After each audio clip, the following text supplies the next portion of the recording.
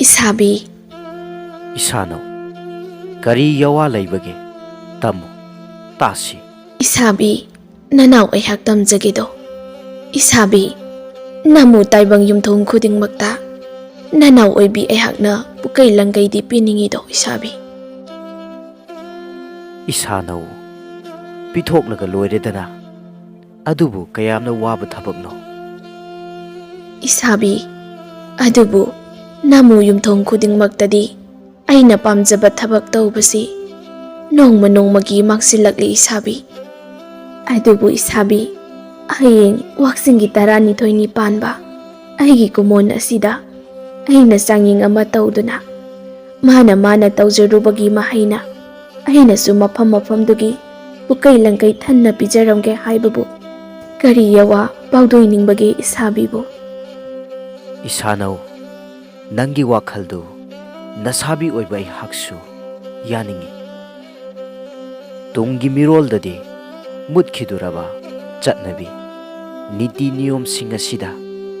Liklam naidana. Chatnaribase. Ay haksu yaningde.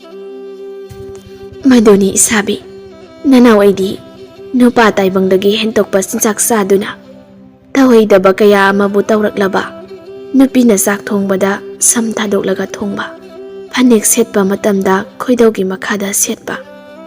Iyumgi yumbi rembi ama oiraga saw langba nupi. Laikai khunja koiduna migi miwa ngangnabi nupi. Sak thongna mayada pochai amabu charaga thongba. Nupi angangbu sasandawna phuba. Asigumna panba yumbandari. Nanaw aina pukay langkay pibadi lairadana. Anna phawba yengningsdedo. Achumbani Isano. Phatraba thabak singse.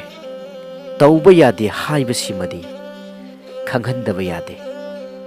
Asumna hanjin tawraklabadi. Akanba chairak pirage. Nasabi oiba ay hakna. Adubu isabi. Iyunggi yumbu layma ama oibagi matik mayay sielaba. Macha mapuroibabu ningthina seba ngamjabi. Mura samlangbu maugisingda challe haina taksabi.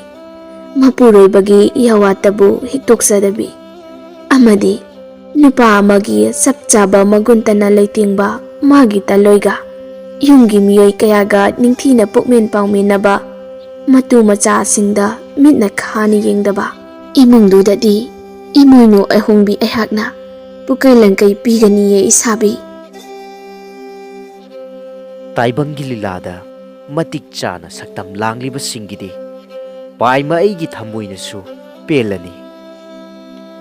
Nasabi oiba ai haksu soidana phaukai lankay hapkani.